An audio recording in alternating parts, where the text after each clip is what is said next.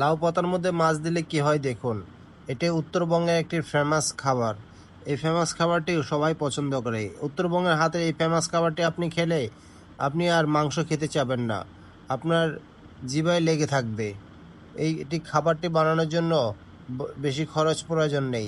প্রথমে আপনি দুটি মাছ নিয়ে নেবেন, মাছের সাথে একটু হলুদ, তারপর একটু লবণ, তারপর একটু মরিচের গুঁড়া, এগুলো ভালো করে মাছের সাথে মিশাতে হবে।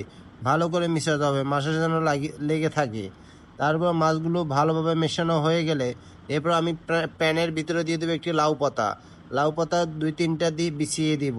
বিছিয়ে দেওয়ার পরে সেখানে মাছ দুটো দিয়ে দিব। মাছ দুটি দেওয়ার পরে আপনি এটার উপরে আরও কিছু রসুন, 5-6 কোয়া রসুন আপনি এখানে ছিটিয়ে দিবেন। একসাথে দেওয়ার জন্য চতুর্দিকে ছিটিয়ে দিবেন। রসুন দেওয়ার পরে আরও 4-5টা লাউ পাতা দিয়ে এটা সুন্দর করে ঢেকে দিবেন। ঢেকে দেওয়া হয়ে গেলে আপনি কড়াইয়ের ভিতরে মানে প্যানের ভিতরে পানি দিয়ে দিবেন। পানি দেওয়ার নিয়ম হচ্ছে 1 থেকে 1.5 গ্লাস। আপনি 1.5 গ্লাস পানি দিয়ে দিবেন যেন এটা ভালো করে সিদ্ধ হয়।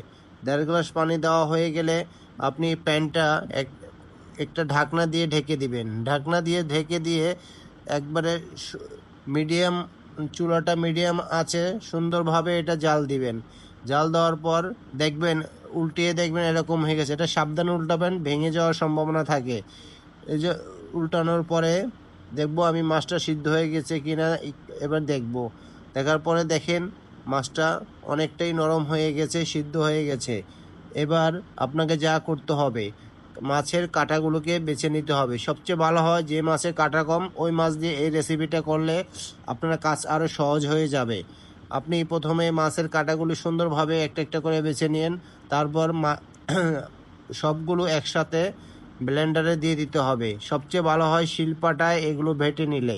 যদি সহজ করার জন্য আপনাদেরকে ব্লেন্ডার দেখাচ্ছি। ব্লেন্ডারের ভিতরে সবগুলো দিয়ে ভালোভাবে এটা ব্লেন্ডার করে নিতে হবে, একবারে যেন গুঁড়ো গুঁড়ো হয়ে যায়।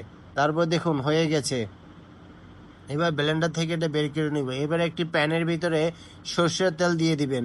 কখনো সয়াবিন তেল দেওয়া যাবে না, এটাতে সরষের তেল ব্যবহার করতে হবে। সরষের তেল দেওয়ার পরে দিয়ে দিবেন 4-5টা শুকনো মরিচ। শুকনো মরিচগুলো একটু হালকা ভেজে নেবেন। ভেজে নেওয়ার পরে দেখবেন, তারপরে এখানে দিয়ে দিবেন একটু কালো জিরা। কালো জিরা দেওয়ার পরে তারপর দিয়ে দিবেন পেঁয়াজ কুচি। আগে থেকে পেঁয়াজ কুচি করা ছিল। ভালোভাবে এগুলো একটু ভালোভাবে এগুলো ভেজে নেবেন। পেঁয়াজের রঙটা যখন ব্রাউন কালার আসবে তখন আমি মনে করব এটা হয়ে গেছে। পেঁয়াজটা দেখুন ভেজে নেড়ে দিচ্ছি। তারপরে পেঁয়াজটা যখন ব্রাউন কালার হবে তখন আপনি ওই লাউ পাতা এবং মাছের যেই ব্লেন্ডার করা ছিল ভর্তাটা, ওইটা এখানে দিয়ে ভালোভাবে এটা ভেজে নেবেন। ভেজে নেওয়ার পরে সুন্দরভাবে এটাকে নেড়ে চেড়ে ভালোভাবে ভেজে নেবেন। ভেজে নেওয়ার পরে দেখবেন এটা খুব হয়ে গেছে। এবার আপনি এটি গরম ভাতের সাথে খাবেন, তাহলে আপনি এটা টেস্ট বুঝে যাবেন। এটা টেস্ট আপনার জিহ্বায় লেগে থাকবে। এটা সত্যি উত্তরবঙ্গের ফেমাস একটি খাবার। এটি খেলে আপনি মাংসের স্বাদের কথা ভুলে যাবেন। প্রিয় দর্শক, ভিডিওটা ভালো লাগলে একটি লাইক কমেন্ট করে দিবেন, শেয়ার করে অন্যকে দেখার সুযোগ করে দিবেন। Thank you for watching.